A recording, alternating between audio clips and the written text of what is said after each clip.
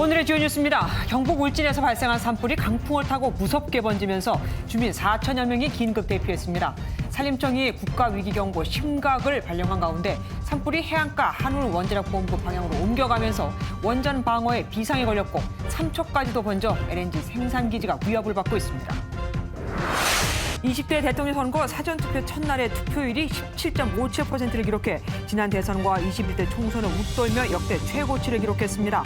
서울역을 비롯한 전국의 3,552개 사전투표소에는 길게 줄을 선 시민들로 종일 북적였습니다. 중도층과 부동층 표심이 이번 대선의 주요 변수가 된 가운데 이재명 더불어민주당 후보는 강원 수도권을 찾아 투표 한 장의 가치가 6,700여만 원이라며 표를 잘 행사해달라고 호소했습니다.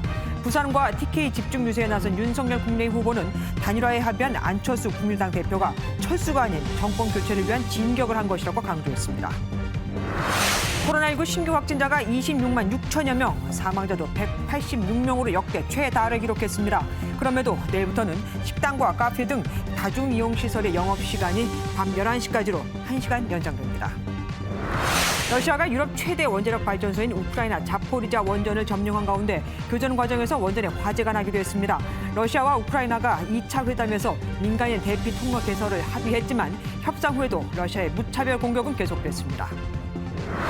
울산에서 31개월 된 여자아이가 제대로 먹지 못해 숨진 것으로 추정되는 사건이 발생했습니다. 몸무게가 고작 7kg으로 또래 아이들의 절반에 불과했는데 경찰은 20대 친모를 아동학대 혐의로 긴급 체포했습니다.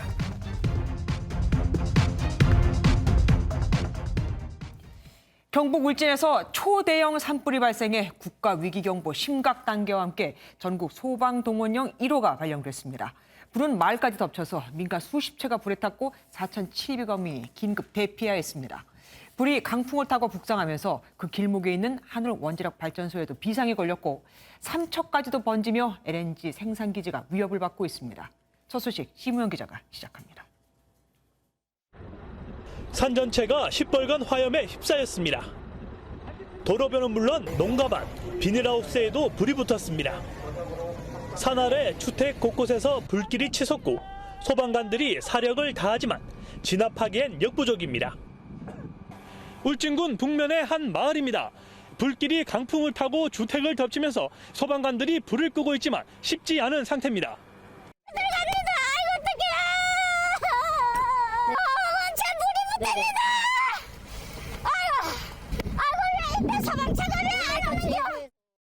산불은 오늘 오전 11시 17분쯤 울진군 두천리 야산에서 시작됐습니다.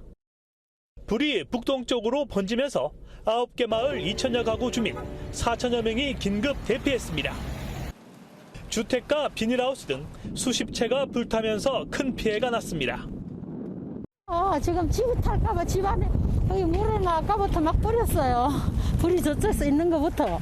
그런데도 여기까지 올 줄은 몰랐는데. 산림청은 국가위기경보 심각 단계를, 소방청도 전국 소방동원령 1호를 발령했습니다. 산림당국은 헬기 28대와 진화대원 400여 명을 투입해 진화 작업을 벌이고 있습니다.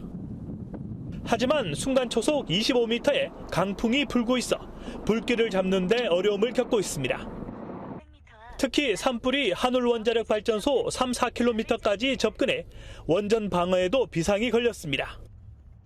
소방당국은 울산에 배치된 대용량 방사포 시스템을 현장에 출동시켰고 원전 근처 7번 국도에 소방력을 집중 배치했습니다. 불이 삼척으로 번지면서 LNG 생산기지마저 위협받고 있습니다. 문재인 대통령은 가용 자원을 총동원해 조기에 진화하고 원전 안전에도 만전을 기하라고 지시했습니다. MBN 뉴스 심우영입니다.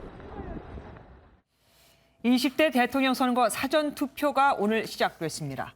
조금 전 오후 6시에 마무리된 첫날 사전투표의 투표율은 17.57%로 집계됐습니다. 첫날 기준으로 2017년 19대 대선과 2020년 21대 총선 투표율을 훌쩍 넘길 정도로 투표 열기는 뜨거웠습니다. 내일 저녁 집계되는 최종 사전투표율이 21대 총선의 역대 최고 기록인 26.69%를 돌파할지도 주목됩니다. 첫날 사전투표소 모습과 시민들의 표정을 홍조 기자가 현장 취재했습니다. 제20대 대통령 선거 사전투표가 오늘 전국 3,552곳 투표소에서 진행됐습니다. 코로나19에 대한 긴장감이 높았지만 시민들은 발열 체크와 손소독을 꼼꼼히 마치고 투표에 참여했습니다. 직장인들은 점심시간에 잠시 짬을 내 투표소를 찾기도 했습니다. 안 하는 것보다는 그래도 사전투표로서라도 투표를 진행을 해야 될 것 같다는 생각이 들어가지고 점심을 일단 뒤로 밀어놓고 일찍 사전투표하고 가려고 왔습니다. 조금 미리 사람들이 덜 있을 때 투표해야겠다라고 생각해서 왔는데 생각보다 사람들이 좀 많아서 놀랐습니다. 유권자라면 누구나 신분증만 있으면 사전투표에 참여할 수 있는데요. 점심시간이 되면서 투표소 앞으론 이렇게 긴 줄도 생겼습니다. 유동인구가 많은 서울역에도 투표소가 설치됐습니다. 각지에서 온 시민들이 긴 줄을 기다려 소중한 한 표를 보탰습니다. 인천에 갈 일이 있어가지고 서울역 들렸다가 또 선거날에는 대구에 다시 못 내려갈 것 같아서 지금 여기서 하려고요. 여기 오는 길이라 아주 역사하니까 편할 것 같아서 그냥 하고 들어간다고. 선거는 해야지. SNS에도 투표를 마친 많은 시민의 인증샷이 올라와 눈길을 끌었습니다. 오후 5시 기준으로 투표율이 가장 높은 지역은 25.77%를 기록한 전남이었고 이어서 전북과 광주가 20% 넘는 투표율을 기록했습니다. 서울과 대전의 사전투표율은 15%, 부산 14%, 대구 13%로 집계됐습니다. 사전투표는 내일까지 진행되고 코로나19 확진자와 격리자는 내일 오후 5시부터 6시까지 투표할 수 있습니다. MBN 뉴스 홍지호입니다. 이번 선거는 역대와 다른 점이 많지만 후보들 배우자 보기가 힘든 것도 한몫했죠. 양강인 이재명, 윤석열 후보 모두 배우자 없이 서울과 부산에서 각각 투표를 했습니다. 문재인 대통령의 투표 독려 메시지는 민주란 말이 3차례나 들어갔다는 이유로 여야 간 신경전이 벌어지기도 했습니다. 왜 자꾸 민주를 강조하냐 이거죠. 이현재 기자입니다. 이재명 더불어민주당 대선 후보는 촛불 민심의 상징 광화문과 가장 가까운 서울 소공동 주민센터를 찾아 한 표를 행사했습니다. 국민과 함께 반드시 승리해서 통합, 경제, 평화의 길을 확고하게 열어가겠습니다. 윤석열 국민의힘 대선 후보는 유세지인 부산에서 투표를 한 뒤 오늘이 검찰총장을 그만둔 지 1년 되는 날이라며 의미를 부여했습니다. 이 정권을 교체하고 새로운 희망을 찾기 위해서는 반드시 해야 된다고 저는 생각합니다.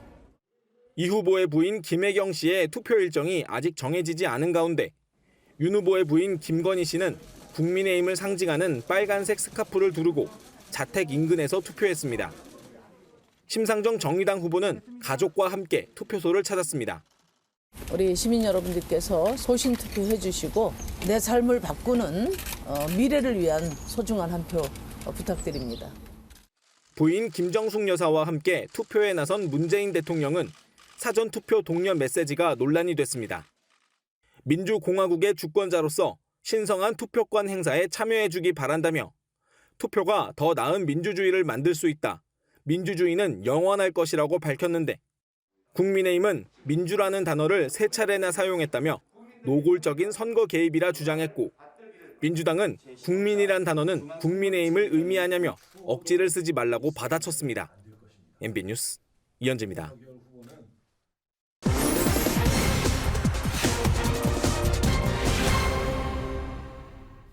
투표를 할 때 투표용지를 어떻게 접어야 할까요? 또 만약 이 투표용지를 접지 않으면 그럼 어떻게 될까요? 선거 때마다 투표용지를 안 접으면 무효 혹은 잘못 접으면 무효가 되는 소문이 돌았었죠. 또 예전엔 투표용지에 표기를 할 때 그냥 동그란 원 모양의 도장을 찍었었는데 요즘은 한자, 점, 복자가 새겨져 있습니다. 왜 그럴까요? 투표와 관련된 인모저모 김태형 기자가 알아봤습니다. 투표용지를 반드시 2번 이상 접어야 한다. 혹은 세로로 접어야 한다. 또 절대 접어서는 안 된다는 얘기까지 투표용지와 관련된 다양한 얘기들이 있습니다. 실제 투표용지를 접는 방법이 개표에 영향을 미칠 수 있을까요? 공직선거법 제157조엔 타인에게 보이지 않게 투표용지를 접어 투표함에 넣으라는 내용이 있습니다.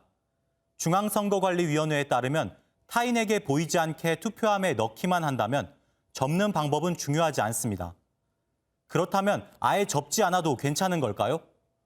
다른 사람에게 기표 내용이 공개되지만 않는다면 접지 않아도 괜찮습니다. 가로로 접건, 세로로 접건, 혹은 아예 접지 않고 그대로 투표함에 넣어도 비밀 투표가 보장된다면 무효표는 되지 않습니다. 투표용지를 접는 과정에서 인주가 다른 곳에 묻은 경우는 어떨까요? 우선 투표에 사용되는 인주의 잉크는 금방 마르기 때문에 접을 때 다른 곳에 묻을 가능성은 거의 없습니다.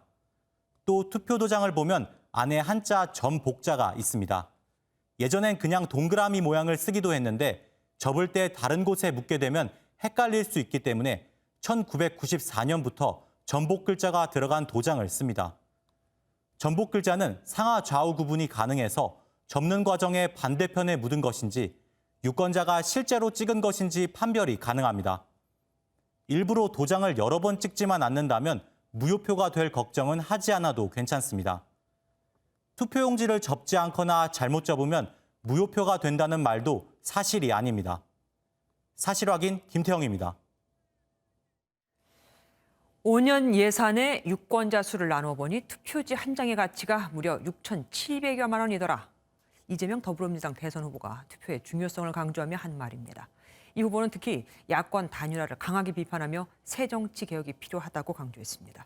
김문영 기자가 취재했습니다. 강원도 홍천을 시작으로 집중 유세에 나선 이재명 더불어민주당 대선 후보. 투표지 한 장은 가치가 6,787만 원에 달한다며 꼼꼼히 따져보고 제대로 뽑아달라고 호소했습니다. 그런 사람한테 맡기면 우리를 위해 쓸 이 엄청난 예산들이 결국은 뭐 4대강 다시 만들거나 아니면 시잘데없이 경제만 나쁘게 하는 사드를 사거나 이런 데만 쓰지 않습니까, 여러분? 여러분, 6,700만 원짜리 표 확실하게 잘 행사해 주시겠습니까? 윤석열 국민의힘 후보와 손잡은 안철수 전 국민의당 후보를 겨냥해서는 정권 교체로 왔다 갔다 하는데 시계추냐고 비판하고 다당제로의 확실한 선거제 개혁을 약속했습니다. 선의의 경쟁을 안 하고 발목 잡기 하고 잘못하면 제3의 선택이 가능한 정치를 만들어 놓으면 그런 정치 체제를 만드는 것이 제가 대통령 되는 것보다 더 중요합니다, 여러분. 제 이재명이 평생 가진 꿈이었습니다, 여러분. 춘천에서는 청년 맞춤 공약을 내놨습니다. 청년은 자발적 실업일지라도 한 차례 실업급여를 주고 취업활동 비용을 지원하는 계좌 등도 만들겠다고 약속했습니다. 이재명 후보는 윤석열 후보를 겨냥해 머리를 빌리려면 머리라도 있어야 한다고 비판하며 댓글과 공감, 전화를 통해 투표를 독려해달라고 호소했습니다. 서울과 강원, 경기 지역을 도는 강행군을 벌인 이 후보는 종일 정치만 엉망이라며 정치 교체를 주장했습니다. MBN 뉴스 김문영입니다. 윤석열 국민의힘 대선 후보는 보수세가 강한 부산과 TK 지역을 훑으며 단일화에 합의한 안철수 국민의당 대표에 대해서 철수가 아닌 진격을 한 것이라고 강조했습니다. 야권 단일화에 대해 불만을 가진 지지자들을 의식하는 것으로 보입니다. 노태현 기자입니다. 총력 유세 이튿날 윤석열 국민의힘 대선 후보는 부산 집중 유세에 나섰습니다. 단일화 뒤 안철수 국민의당 대표를 향한 비판이 제기된 걸 의식한 듯 철수가 아닌 진격이라며 부산이 고향인 안 대표를 감쌌습니다. 안철수 후보께서는 이 단일화로 사퇴를 하셨지만 이것은 철수한 것이 아니라 정권 교체해서 더 좋은 나라로 만들기 위해 진격하신 겁니다. 유세를 함께한 장제원 의원에 대해 단일화에 결정적인 역할을 했다고 치켜세웠습니다. 윤석열 정권은 오로지 국민의 뜻을 받드는 겸손한 정권이 되겠습니다. 오로지 정의와 국민들의 상식만을 따르는. 윤 후보는 부산 구포시장을 찾아 정부의 코로나 방역을 비판하며 소상공인과 자영업자에게 50조 원 추가 손실보상과 영업보장을 약속했습니다. 또 국민을 갈라치게 하고 있는 민주당을 갈아치워야 한다며 정권 교체를 강조하기도 했습니다. 머슴이 주인들 갈라치기 하고 주인한테 거짓말하고 말도 안 되는 뻔뻔한 짓거리 하면 어떻게 해야 됩니까? 잘라야죠. 갈아쳐야죠, 여러분. 윤 후보는 경북 경주와 대구, 영주 등을 연이어 방문하며 지지를 호소했습니다. MBN 뉴스 노태현입니다. 안철수 대표의 대통령 후보직 사퇴에 지지자들의 항의를 잇따랐고 안 대표가 협박을 당해서 어쩔 수 없이 단일화를 해준 거라는 말까지 나오고 있습니다. 논란 안 대표는 가짜 뉴스라고 일축했죠. 국민의당 내부에서도 분위기는 좋지 않은데 각종 인터뷰에서 절대 단일화는 없을 것이라고 자신했던 권은희 원내대표는 지지자들과의 약속을 깬 책임을 누군가는 져야 한다고 밝혔습니다. 원주희 기자입니다. 야권 단일화로 후보직에서 사퇴한 안철수 국민의당 대표가 SNS에 올린 손편지입니다. 안 대표는 진심으로 죄송하다며 정권 교체가 되지 못하는 상황만은 막아야 한다고 생각했다고 사퇴 이유를 적었습니다. 국민의당 홈페이지에도 안 대표 비판 글이 쇄도하는 등 지지자들의 불만이 커지자 마음을 돌리기 위해 고심하는 모습입니다. 안 대표는 유튜브 라이브 방송을 진행하며 재차 양해를 구하기도 했습니다. 편지에서 써드렸듯이 죄송하다는 말씀부터 드리겠습니다. 손편지 제가 사실 오전 내내 썼습니다. 오전 내내 아마도 거의 10몇 장 정도 쓰고 찢어버리고 단일화 반대론자로 꼽혔던 권은희 원내대표는 누군가는 책임져야 한다며 언제 어떤 방법으로 책임질지 고민하겠다고 향후 거취 변화를 예고했습니다. 민주당은 야권 단일화에 대해 기획된 협박이라는 주장까지 제기했는데 안 대표는 가짜뉴스라고 밝혔습니다.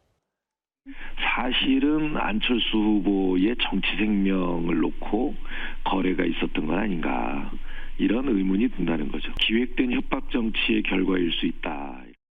안 대표는 내일 오전 선대위 해단식에 참석하고 이어 사전투표를 마친 뒤 경기 이천에서 윤석열 후보와 첫 공동유세에 나설 계획입니다. MBN 뉴스 원중입니다. 본선거일을 불과 닷새 앞두고 선거 결과를 좌우할 마지막 최종 변수는 뭐가 있을까요? 최대 부동층인 2030 여성과 야권 단일화 효과의 크기, 그리고 그로 인한 여권 지지자들의 결집 여부가 주요 변수로 꼽힙니다. 박상 기자가 취재했습니다.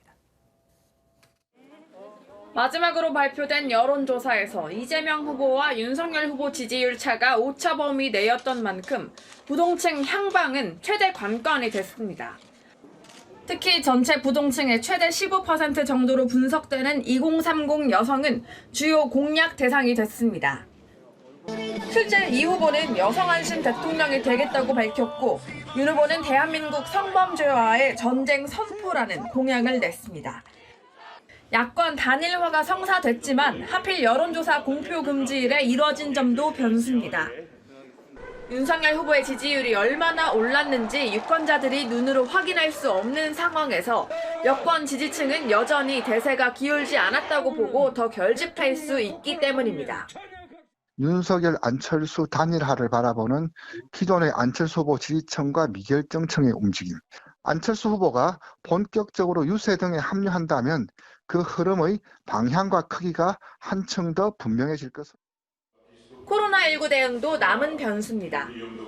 정부가 식당, 카페 운영 시간을 1시간 연장한 것에 대해 자영업자 등의 표심이 여당으로 향할 수 있지만 반대로 확진자 급증세가 더 심해질 경우 야당이 유리해질 수 있습니다. 우크라이나 전쟁이 격화되면서 각 후보의 안보관도 남은 변수가 될 수 있다는 게 전문가들의 분석입니다. MBN 뉴스 박자한입니다.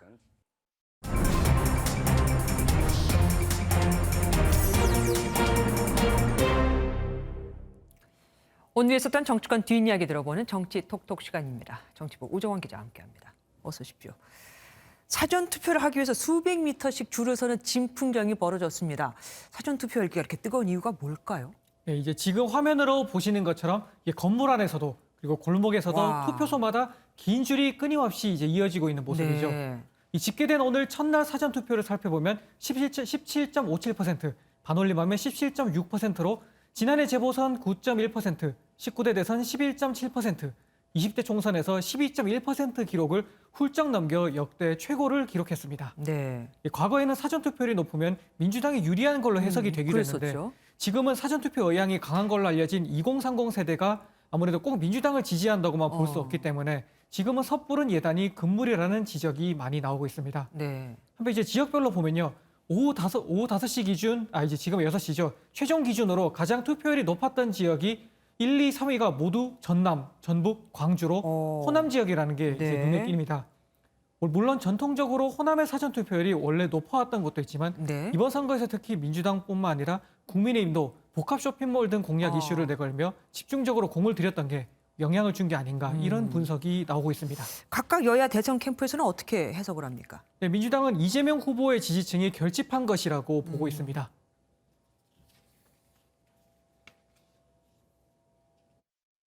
오늘 투표하시는 분들은 대개 이제 이미 후보를 결정한 확신층들이 사전 투표를 주로 하시고요. 그렇죠. 부동층들이 제일 마지막 날 투표를 하시는데 앞으로 3, 4일간이 이게 아마 그 부동층 싸움이 될 것 같습니다.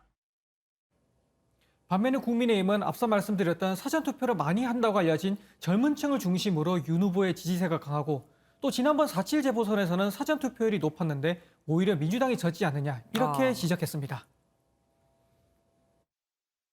사전투표율이 높으면 압도적으로 이긴다는 승리의 법칙은 지난 4.7 재보궐선거 때도 이미 증명된 바 있습니다. 4.7 선거 사전투표율은 20.54%로 역대 재보궐선거에서 가장 높았고 결국 국민의힘의 승리로 귀결되었습니다. 또 대선 당일에 코로나 확진자가 27만 명에 달할 거라는 전망도 나오는데 그러다 보니 여야가 모두 각자의 지지층들에게 제발 사전투표에 나와달라 이렇게 요청하고 있는 상황입니다. 야권 단일화는 이루어졌습니다. 그러니까 윤석열, 안철수 후보는 이제 같이 단일화를 하기로 했는데 문제는 또 이거 아니겠습니까? 안철수 대표하고 이준석 대표가 과연 화합을 할 수 있을까? 근데 벌써부터 파열음이 좀 들려요. 네, 맞습니다. 이준석 대표와 악연으로 알려진 안철수 대표. 단일화 하자마자 이준석 대표에게 약간 감정이 안 좋은 듯한 말을 했습니다. 저는 별로 관심 없는 이야기에는 귀를 기울이지 않습니다. 그래서 그 사람이 어떤 말을 했는지는 저는 잘 모릅니다.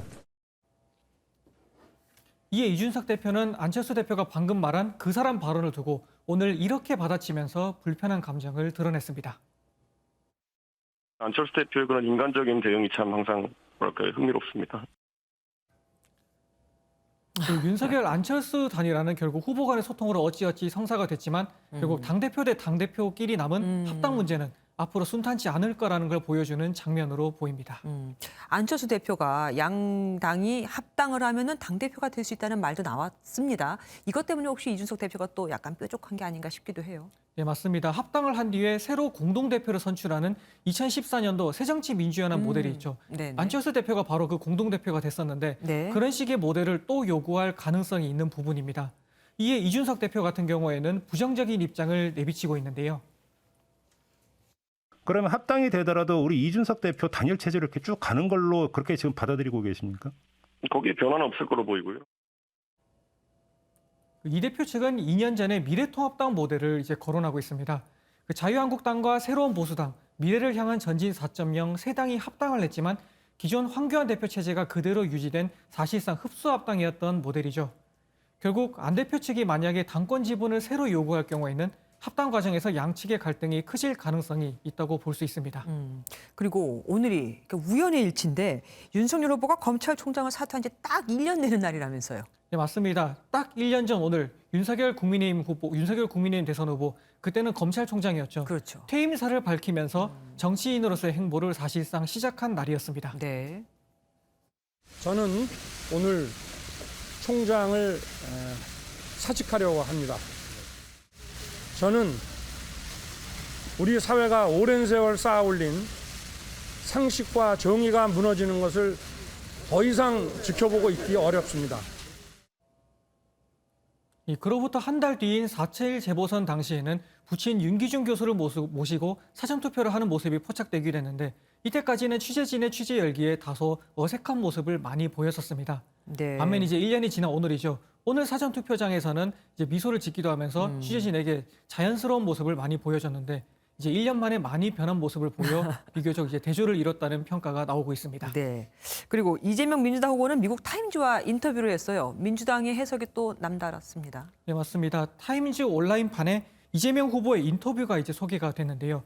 그 내용을 보면 먼저 기사 제목이 자신의 어린 시절이 나라를 치유하는 데 도움을 줄 수 있다고 믿는 대통령 후보 이렇게 나옵니다. 인터뷰 내용을 보면 이 후보는 세상을 책이나 타인의 일화로도 배울 수 있지만 실제로 경험하는 건 다른 문제다. 겪어본 절박함이 정치의 원동력이다. 이렇게 말하기도 했습니다.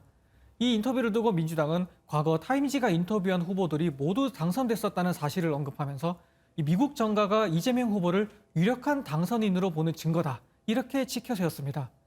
그런데 타임지는 윤석열 후보에게도 똑같이 인터뷰를 요청했었는데 거절당했다. 이렇게 밝혔습니다. 네, 잘 들었습니다. 정치부 우정원 기자와 함께했습니다. 고맙습니다. 도대체 정점이 어디일까요? 코로나19 신규 확진자가 26만 명을 넘고 사망자도 186명으로 역대 최다를 기록했습니다. 선거날 하루 23만 명의 확진자가 나올 것이라는 당국의 예측은 완전히 빗나간 거죠. 최대 35만 명까지로 전망치가 수정됐지만 이조차도 불안한 상황입니다. 참, 화이자 모더나 백신과 급성 심근염이 연관이 돼 있을 수 있다는 연구 결과도 나왔습니다. 조유루 기자입니다. 코로나19로 인한 사망자가 하루 사이 186명이 발생해 역대 최다를 기록했습니다. 신규 확진자도 26만 6,853명으로 역시 최다입니다. 신규 확진자가 쏟아지면서 선별진료소마다 PCR 검사를 받으려는 사람들로 붐비고 있습니다. 국내 PCR 검사 역량은 85만 건 정도로 추산되는데 지난 1일 이미 100만 건을 넘어섰고 어제도 84만여 건에 달했습니다. 검사 건수가 많아지면서 당국은 결과 통보가 늦어질 수도 있다고 밝힌 가운데 오미크론 확산세는 이달 말쯤 정점에 달해 35만 명 정도 규모가 될 것으로 내다봤습니다. 하지만 당국이 앞서 대통령 선거일인 다음 주 수요일에 23만 명이 나올 것으로 전망했지만 벌써 예측치를 뛰어넘은 만큼 유행 규모는 예상보다 더 커질 수도 있다는 관측도 나옵니다. 이에 따라 2, 3주 시차를 두고 늘어나는 위중증 사망자 수가 급증한다면 의료 체계에 균열이 생길 수도 있습니다. 가장 좀 여러 가지 우려가 되는 것이 위중증 환자가 점차 늘어날 것. 아마 질병청 추측에서도 2,000에서 한 2,700까지도 예상을 좀 하고 있는. 이런 가운데 대한민국 의학칼리머는 화이자와 모더나 등 mRNA 백신 접종과 급성 심근염의 인과성을 인정할 만한 근거가 충분하다는 연구 결과를 발표했습니다. 다만 백신 접종에 따른 사망률 증가는 확인되지 않았다고 덧붙였습니다. MBN 뉴스 조일호입니다. 우크라이나에서 인공위성에 포착될 정도의 1km에 달하는 인간띠, 인간 바리케이트가 만들어졌습니다. 러시아가 유럽 최대 규모의 원전을 공격하자 이를 막기 위해서 민간인들이 손을 잡고 똘똘 뭉쳐서 원전으로 향하는 길목을 봉쇄한 겁니다. 하지만 결국 원전은 러시아 차지가 됐는데 우크라이나는 원전이 전체 발전량의 절반을 차지하고 있어서 매우 큰 타격을 입을 수도 있습니다. 우크라이나 소식 먼저 서영수 기자가 보도합니다. 건물 한가운데 불길이 치솟고 건물 주위로 총격이 쏟아집니다. 현지 시간 4일 우크라이나 동남부 자포리자 원자력 발전소를 공격한 러시아군이 원전 일대를 점령했습니다. 우크라이나 내 원자로 15기 중 6기를 보유한 자포리자 원전은 유럽 내에서도 최대 규모의 원전으로 꼽힙니다. 교전 과정에서 원전 내 교육시설로 쓰이는 건물에 불까지 붙었는데 가동 중인 원자로에 올마붙진 않고 진화됐습니다. Пожежа на Запорізькій АЕС триває. Вогнеборці не можуть дістатися місця загорання та ліквідувати наслідки. 자포리자 원전이 폭발할 경우 체르노빌보다 피해가 10배는 클 것이라는 관측이 나온 가운데 일부 외신에서 원전 주위의 방사능 수치가 올라갔다고 보도하기도 했습니다. 하지만 국제원자력기구는 원전 내 핵심 장비에는 영향이 없고 방사능 수치도 변화가 없는 것으로 보고받았다고 밝혔습니다. 젤렌스키 대통령은 대형 사고 위험이 큰 원전에 포격을 가한 러시아가 핵 테러를 감행했다며 강하게 비판했습니다. Жодна держава, окрім Росії, ніколи не обстрілювала атомні енергоблоки. Це вперше в нашій історії, в історії людства. 지난달 체르노빌을 점령한 러시아가 잇따라 원전 장악에 주력하는 건 우크라이나의 전력 공급 능력을 저하하기 위한 전략적 목적 때문이라는 분석입니다. MBN 뉴스 서영수입니다. 이런 가운데 러시아와 우크라이나가 협상을 통해 민간인 대피로를 확보하기로 합의했습니다. 민간인 피해 최소화엔 공감을 했다는 건데, 그런데 그 이후에도 러시아의 무차별적인 공격은 계속되고 있습니다. 우크라이나 접경지인 폴란드 푸셰미실에 MBN 취재기자 나가 있습니다. 전민석 기자, 영하의 날씨라더니 정말 추워 보입니다. 우선 그 합의 내용부터 좀 알려주시죠. 네, 어제 벨라루스에서 만난 우크라이나와 러시아 대표단은 일단 민간인들이 대피할 안전 통로는 확보하기로 했고요. 또 통로 주변에서는 휴전하기로 약속했습니다. Возможно будет прекращение огня на время проведения эвакуации. 네, 좋은 소식이지만 우려도 있는데요. 러시아군이 민간인을 일단 대피시키고서 도시에 화력을 쏟아부어서 우크라이나군을 전면시키려는 의도일 수 있다는 겁니다. 러시아군은 시리아 내전에서 이미 이런 전술을 사용한 적이 있습니다. 3차 회담은 아직 날짜나 장소가 정해지진 않았습니다. 이와 별개로 러시아군은 여전히 맹공을 퍼붓고 있다면서요. 네, 동부 돈바스 지역과 가까운 마리우폴이 러시아군에 포위돼 있습니다. 전기와 수도, 난방 모두 끊긴 상황입니다. 마리우폴은 크림반도와 친러시아 분리주의 세력이 점령한 돈바스 지역을 잇는 전략적 요충지인데요. 이곳과 오데사까지 점령당하면 흑해로부터 키이우까지 오는 보급선이 단절됩니다. 또 체르니히우의 민간인 거주구역도 포격당했는데 우크라이나의 저항도 계속되고 있습니다. 수도 키이우에 남아있는 젤렌스키 대통령은 외신 기자들을 불러 모아 지원을 호소했습니다.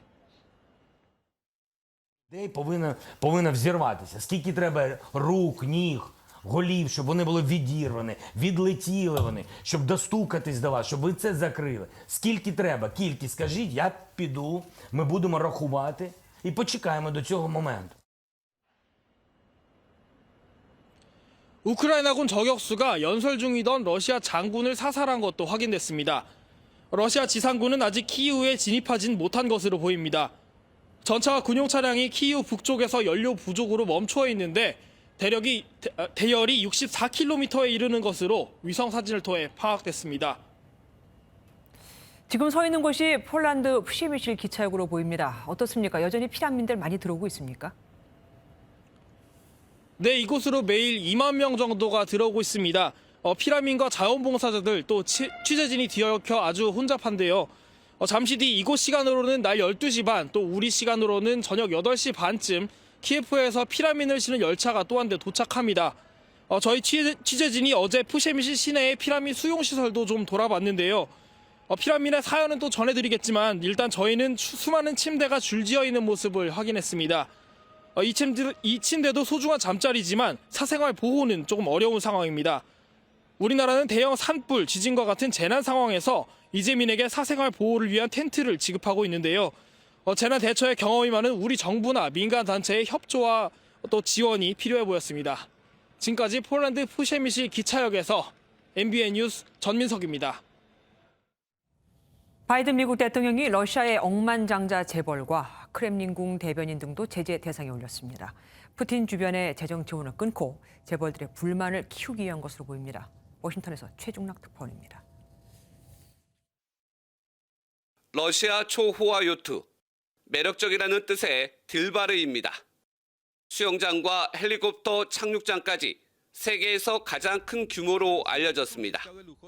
독일은 이 요트를 최근 함부르크의 한 조선소에서 압류했습니다. 요트 주인은 푸틴 러시아 대통령의 최측근인 알리셰르 우스마노프.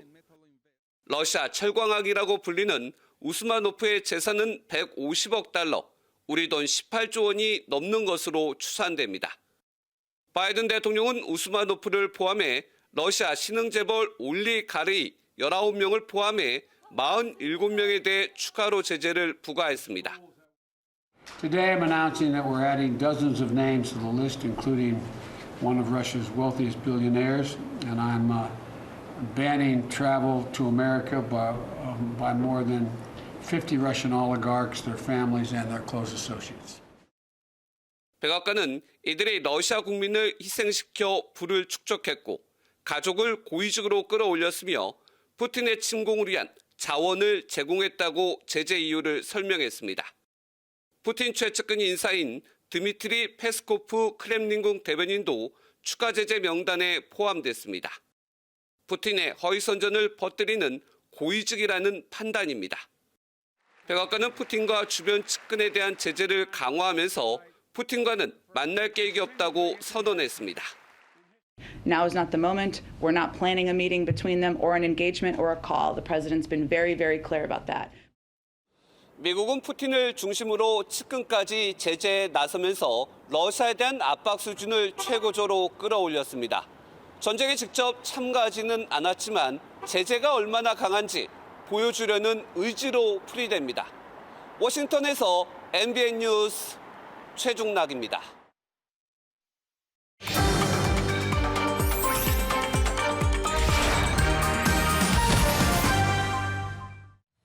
전쟁을 피해 인접국으로 이동하는 피난민 행렬은 계속되고 있습니다.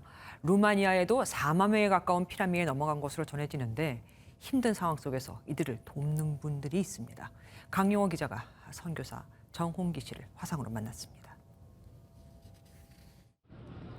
우크라이나 남서쪽으로 국경을 접한 루마니아엔 지금까지 피난민 4만여 명이 넘어온 것으로 전해졌습니다. 이곳에서 30년째 선교사로 활동 중인 정홍기 씨는 선교센터에서 100여 명의 피난민을 돕고 있습니다. 대부분 여성과 아이들로 피난 과정에서 겪은 공포와 충격은 트라우마로 남아 있습니다. 공포심을 갖고 있는 것 같고 말이 잘 안 통하니까 대화가 잘 안 되고 그다음에 사진을 찍는다든가 가까이 하는 것도 굉장히 겁을 내고 있어요. 피난민들이 조금씩 안정을 찾고는 있지만 밀려드는 피난 행렬에 센터의 부담도 적지 않은 것이 사실입니다. 인력들이 엄청 부족하기도 하고 또 재정적인 면에서야 교회들이 또 이 나라가 연합해서 많이 한다고는 하지만 그래도 부족한 것이 무사히 국경을 넘었다는 안도감도 잠시. 앞으로의 생계는 피난민들에게 가장 큰 숙제입니다. And now we don't know what to do. We think where we can go, where we can work. 지금도 루마니아 국경엔 고향을 떠난 우크라이나인 수천 명이 머물고 있는 것으로 전해집니다. 정 씨는 우크라이나를 위한 기도와 성원을 당부했습니다. 한국 사회가 우크라이나 피난민들을 위해서 기도해 주시면 감사하겠고 또 무엇보다 빨리 전쟁이 멈춰야 되겠죠. MBN 뉴스 강용호입니다.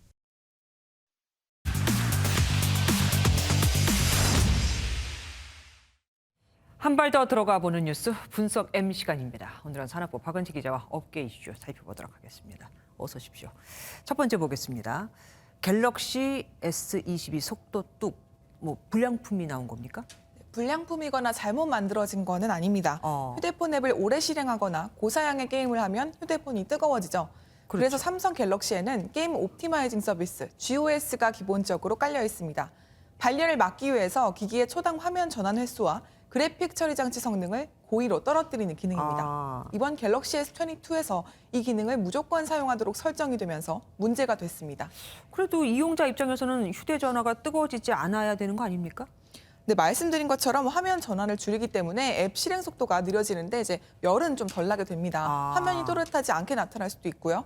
저희도 한번 기존 휴대폰과 비교해 봤는데 고사양의 게임을 앱을 켰더니 속도가 느려진 게 보였습니다. 누리꾼들은 GOS가 실행된 상태를 테스트해보니 성능이 최대 50%까지 떨어졌다고 사진을 올리기도 했습니다. 소비자들은 당연히 이걸 모르고 구매했을 거 아닙니까? 네, 이전 갤럭시 시리즈에도 GOS 기능이 있었지만 우회를 통해 무력화시킬 수 있었는데요. 이번 시리즈에서 아예 우회를 막아버리면서 고성능 앱을 실행하면 자동으로 속도 저하가 일어나게 됐습니다. 일부 소비자들은 구입 당시 해당 사실을 고지받지 못했다면서 소송을 준비 중입니다. 소비자 기만 내지는 허위 과장 광고 표시에 해당될 소지가 다분히 있다고 생각되고요. 공정히 신고를 해야지만 권리 구제를 받을 수 있지 않을까. 네. 결국 삼성전자는 오늘 성능 우선 옵션을 제공하는 소프트웨어 업데이트를 빠른 시일 내에 실시하겠다고 공지했습니다. 네, 소프트웨어 업데이트로 해결이 된다면 그나마 다행입니다. 다음 보겠습니다. 물가 5개월째. 진짜 너무 많이 올랐어요. 네, 2월 소비자 물가 상승률이 3.7%를 기록했다고 통계청이 오늘 발표했는데요. 5개월째 3%대 상승률입니다. 물가가 계속 치솟자 오늘은 5년 만에 물가관계 장관회의가 열렸습니다. 대표적으로 수입 쇠고기가 작년 대비 26.7%, 딸기와 귤, 포도가 20% 넘게 올랐습니다. 여기에 우크라이나 침공으로 국제유가가 배럴당 $100를 돌파했습니다. 유가는 물가에 전반적인 영향을 미치죠. 네. 2월 물가 상승률은 거의 4분의 1이 유가 상승 때문이었습니다. 배럴당 $100. 사실 일반인들은 그냥 차에 기름 넣으면서 몇십 리터씩 사기 때문에 별로 와닿지가 않습니다. 네, 지난해 말까지도 $70에서 $80를 왔다 갔다 했는데요. 배럴당 $100를 넘은 건 2014년 7월 이후 8년 만입니다. 정부는 4월 말 종료 예정이었던 유류세 인하를 또 3개월간 연장했습니다. 그러면 유류세를 내리면 안 내렸을 때보다 우리가 얼마나 더 싸게 살 수 있는 겁니까? 네, 휘발유와 경유 등에 붙는 7개의 세금을 통틀어서 유류세라 말하는데요. 소비자가 구매하는 기름값에서 유류세가 차지하는 비율은 60% 정도입니다. 이 중 20%가 인하되는 소비자가로 계산하면 휘발유는 리터당 164원, 경유는 116원, 액화 석유가스 부탄은 40원씩 내려갑니다. 다만 인하된 세금보다 국제유가 상승분이 커서 체감유가는 여전히 부담입니다. 그렇겠네요. 마지막 보겠습니다. 휴지 조각 러시아 ETF 무슨 말입니까? 네, 한마디로 주가 지수, 우리나라로 치면 코스피 지수에서 러시아 주식이 모두 제외되는 겁니다. 모건 스탠리 인터내셔널 측이 모든 지수의 러시아 주식에 대해 0.00001% 가격을 적용하기로 했습니다. 잠깐만요. 0이 4개입니다. 0.00001이면 사실상 지수에 반영을 안 한다는 거 아닙니까? 그렇습니다. 사실상 MSCI 지수 내에서 러시아 주식을 모두 빼겠다는 의미인데요. 네. 지수 산출 중단, 상관계수 요건 미충족 가능성이 있는데 이렇게 될 경우 상장 폐지 수순을 밟게 이에 따라 국내 유일한 러시아 주식 상장지수 펀드인 킨덱스 러시아의 순자산 가치가 폭락 위험에 노출됐습니다. 오늘 오전 킨덱스 러시아 ETF는 전 거래일 대비 30% 하한가를 기록해 1,070원에 거래됐습니다. 52주 동안 최저가에 해당하는 가격으로 거래소에서 투자 유의 종목으로 지정됐었는데 오늘 거래 정지가 결정됐습니다. 네. 우크라이나 사태와 국제사회 제재 여파로 러시아 증시는 폭락했고 지난달 28일부터는 아예 휴장에 들어갔습니다.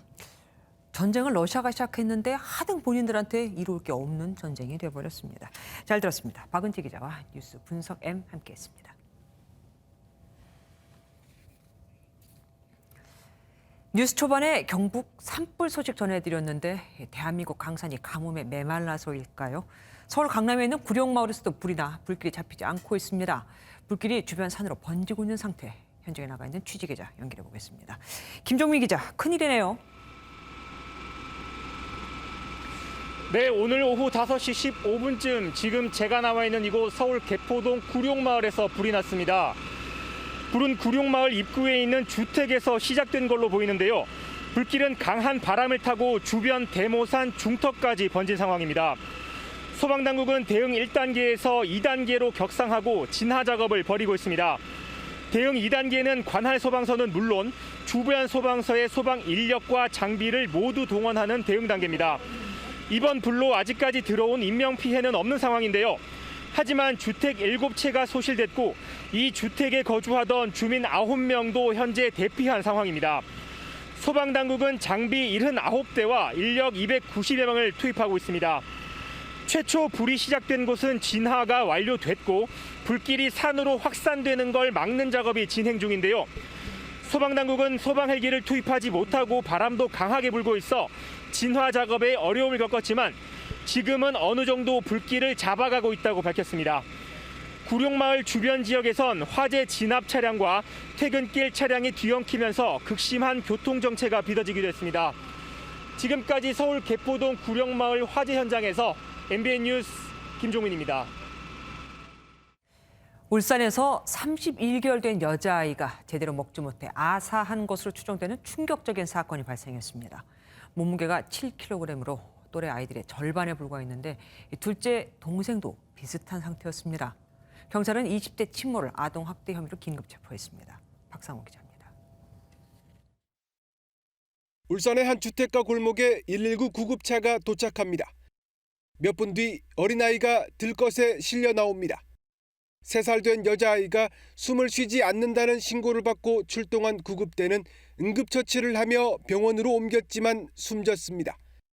아이는 외상은 없었지만 몸무게가 7kg으로 31개월 된 또래의 절반 수준으로 삐쩍 마른 상태였습니다. 병원 측은 아이가 제대로 못 먹어 아사한 것으로 추정하고 곧장 경찰에 신고했습니다. 너무 말라 있으니까 애를 이제 많이 굶겼을 거다. 아동학대 혐의가 의심스럽다면서 신고가 들어온 거거든요. 당시 집안에는 숨진 여아의 17개월 된 남동생도 함께 있었는데 동생 역시 건강 상태가 좋지 않은 상태로 발견됐습니다. 20대 친모는 사고 당일 오전에 외출해 저녁에 들어온 것으로 전해졌습니다. 아이들의 끼니도 제대로 챙기지 않았습니다. 어린 남매가 집안에만 방치돼 있었던 탓인지 이웃들은 아이들이 사는 줄도 몰랐습니다. 동네에 남자가 하나 왔다 갔다 하기는 하던데 애는 이 건물에 사무도 못 봤네. 치료를 받은 둘째 아이는 친척집에서 보호 중인 것으로 알려졌습니다. 경찰은 친모를 아동학대 혐의로 긴급 체포하고 20대 동거남도 함께 입건해 조사하고 있습니다. MBN 뉴스 박상호입니다. 서울 강남 한복판에서 10층짜리 대형 빌딩의 절반은 룸사롱으로, 절반은 숙박업소로 꾸며 말 그대로 성매매 전문 백화점을 운영해온 업자가 적발됐습니다. 문 뒤에 또 비밀문을 만들어서 도피 공간을 만드는 등 정말 철저하게 숨겼지만 경찰의 눈은 피할 수 없었습니다. 표선우 기자가 취재했습니다. 자정이 가까워진 무렵 소방차가 건물에 도착하고 소방관들이 문을 개방합니다. 문을 열자마자 다급히 달아나려는 남성 한 명이 경찰에 붙잡히고 지하 1층에선 여성 종업원들의 대기실과 번호표도 발견됩니다. 어제 새벽 2시쯤 서울 강남구 한복판에서 지하 1층과 지하 10층짜리 건물을 통째로 활용해 성매매를 하던 업소가 경찰에 적발됐습니다. 해당 업소는 이렇게 10층짜리 건물을 카페와 모텔, 룸살롱으로 개조해 운영했습니다. 경찰을 피해 달아난 손님들은 건물 여기저기서 금세 발견됐습니다. 일어나세요. 자연분해랑법 위반하셨고요. 여기 종업원은 성매매 특별법, 본인이라도 성매매 특별법으로 나중에 처벌받습니다. 모자를 뒤집어 쓰고 탁자 밑에 웅크리고 숨기도 했지만 바로 경찰에게 발각됐습니다. 네, 나오세요. 왜 숨어 있어요? 빨리 나와요. 침대 뒤에선 벽처럼 생긴 비밀문이 발견되고 도피 공간엔 종업원과 손님이 숨어 있었습니다. 이런 데가 있어. 선생님도 나오고, 여기 비밀방이라서 이쪽 앉아계세요. 또 다른 비밀방에서도 손님 여러 명이 줄줄이 발견됩니다. 이 업소는 SNS 등을 이용해 손님을 받아온 것으로 드러났습니다. 경찰은 업주와 손님 등 40여 명을 성매매 처벌법 위반과 감염병 예방법 위반 등 혐의로 입건해 조사하고 있습니다. MBN 뉴스 표선우입니다.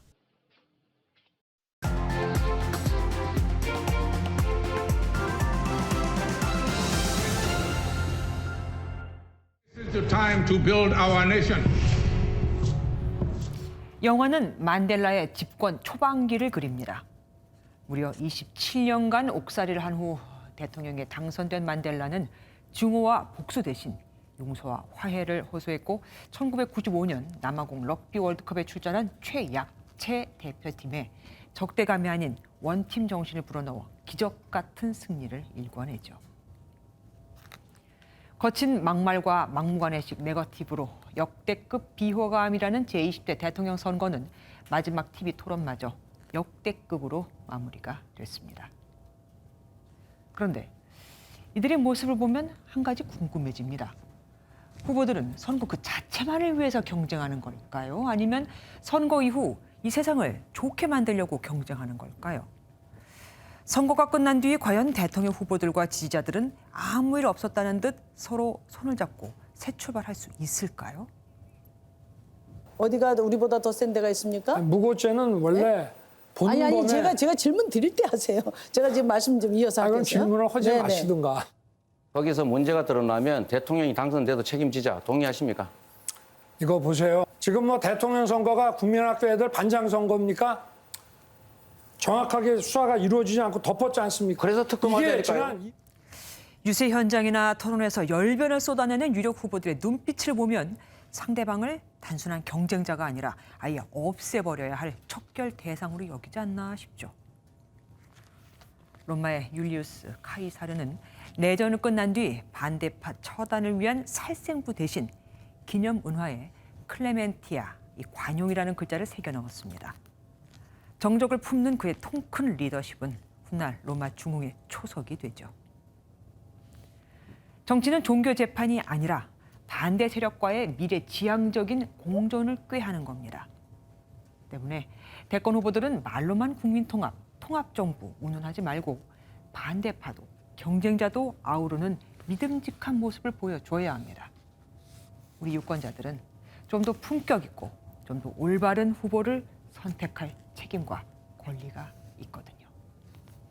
김조아의 그런데 오늘은 국민은 품격을 원한다. 였습니다.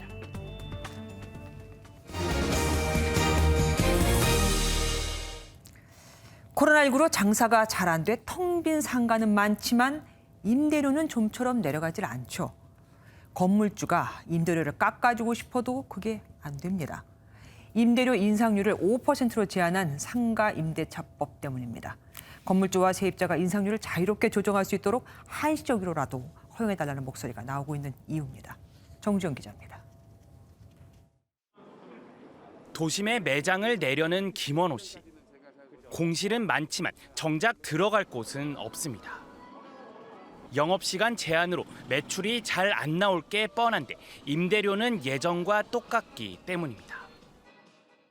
코로나 전과 코로나 이후의 그 임대료가 거의 비슷합니다. 그래서 저 같은 임차인 같은 경우에는 임대 계약을 하는데 굉장히 망설이고 있는 실정입니다. 그런데 이런 상황에서 건물주가 임대료를 낮추려고 해도 함부로 내리지 못하는 사정이 있습니다. 임대료를 한번 내렸다가는 코로나19가 끝나 상권이 살아나도 10년 동안은 원래대로 되돌리기가 어렵기 때문입니다. 세를 얻어 장사하는 임차인을 보호하려고 최대 10년 계약을 보장하고 임대료 인상률도 5%로 제한하는 상가임대차법이 오히려 독이 되는 역설적인 상황이 벌어지는 겁니다. 재계약 시 5% 이상 올릴 수 없는 그런 법률 때문에 오히려 그냥 놔두자라는 그런 분위기가 형성돼 있습니다. 이에 코로나19라는 특수한 시기임을 고려해 임대인과 임차인 모두의 발목을 잡는 상가임대차법 적용을 유연하게 하자는 목소리가 나옵니다. 임차인과 임대인 양측이 합의하면 임대료 인상률 5%에 얽매이지 않고 자유롭게 낮추고 또 올릴 수 있게 하자는 겁니다. 한시적으로 시행령을 개정해서 임대차 보호 부분 유지하되 임차인이 원하고 임대인이 원하는 계약을 법으로 보호받게 해줘야 합니다. 법률가도 대통령령으로 정하면 법적인 문제 없이 충분히 융통성을 발휘할 수 있다고 조언합니다. 헌법 제75조에 의하면 대통령이 대통령령을 발할 수 있어 법률적으로 아무런 문제가 없으며 코로나로 고통받고 있는 소상공인과 영세업자들에 대해서 실질적인 도움이 될 것이라고 생각합니다. 월세를 줄여 장사할 공간을 찾는 소상공인과 이들을 돕고 싶은 건물주가 상생할 수 있게 이런 법적 조치를 서둘러야 한다는 주장에 힘이 실립니다. MBN 뉴스 정주영입니다. 스포츠 뉴스입니다. 미국 메이저리그 LA 다저스 시절 남다른 브로맨스를 보여줬던 류현진과 푸이그 선수가 국내에서 다시 만났습니다. 절친 류현진 앞에서 한국 무대 데뷔전을 치른 푸이그의 활약은 어땠을까요? 최형규 기자가 현장에 다녀왔습니다.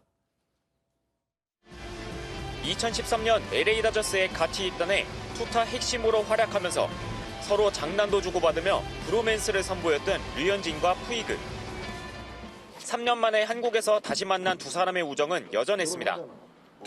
경기장에 들어서는 푸이그와 반갑게 어깨동무를 한 뒤 몸을 풀러가는 푸이그의 머리를 툭 밀며 장난을 치는 류현진. 푸이그의 타격 훈련 때는 옆에서 지켜보며 훈수를 두기도 합니다. 스트라이크. 아웃. 그 덕인지 푸이그는 절친이 지켜보는 첫 연습 경기. 첫 타석에서 바로 안타를 때려냈습니다. 류현진의 조언이 통한 듯 왼쪽으로 쏠린 한화의 수비 시프트를 상대로 오른쪽으로 절묘하게 밀어쳤습니다.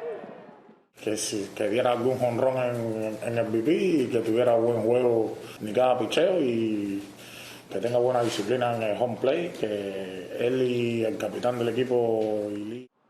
경기는 한화의 5대1 승리로 끝난 가운데 류현진은 당분간 대전에서 계속 훈련을 이어갈 예정입니다. 류현진과 함께 메이저리그를 호령했던 푸이그가 한국에서 어떤 활약을 보일지 팬들의 시선은 다음 달 2일 열리는 프로야구 개막전으로 향하고 있습니다. MBN 뉴스 최영규입니다. 오늘 전국에 흐린 하늘 드러난 가운데 곳곳으로는 바람이 무척이나 강하게 불고 있죠. 우리나라 북쪽으로 기압골이 통과하면서 기압차가 커진 영향으로 세찬 바람이 부는 건데요. 강풍주의보가 발효 중인 중부지방과 호남 서해안, 경북 내륙에는 내일까지 순간 풍속 초속 20m에 달하는 매우 강한 바람이 불어들겠습니다. 메마른 날씨가 이어지고 있어서 화재 위험이 무척이나 크겠습니다. 이처럼 강한 바람은 시설물 피해뿐만 아니라 우리나라 황사를 유입시키는 원인이 되고 있는데요. 현재 백령도와 강화, 연평도에는 올 들어 첫 황사가 관측되고 있습니다. 이 황사는 점차 남동진하면서 오늘 밤에는 일부 중부지방에서도 관측이 되겠고요. 내일 전국의 일평균 미세먼지 농도는 나쁨 수준, 또 새벽과 오전에는 매우 나쁨 단계까지 치솟겠습니다. 주말인 내일은 맑겠지만 황사로 매우 뿌연 하늘이 예상됩니다. 아침 기온은 영하권의 추위가 이어지겠습니다. 남부지방의 한낮 기온은 10도 안팎까지 오르면서 일교차가 매우 크게 벌어지겠습니다. 낮 기온이 오른다 하더라도 바람이 강해서 겉옷은 꼭 챙기시기 바랍니다. 강릉은 한낮에 10도까지 오르면서 포근하겠습니다. 대통령 선거가 있는 다음 주 비 소식 없이 꽤 맑은 날들이 지속되겠습니다. 지금까지 날씨였습니다.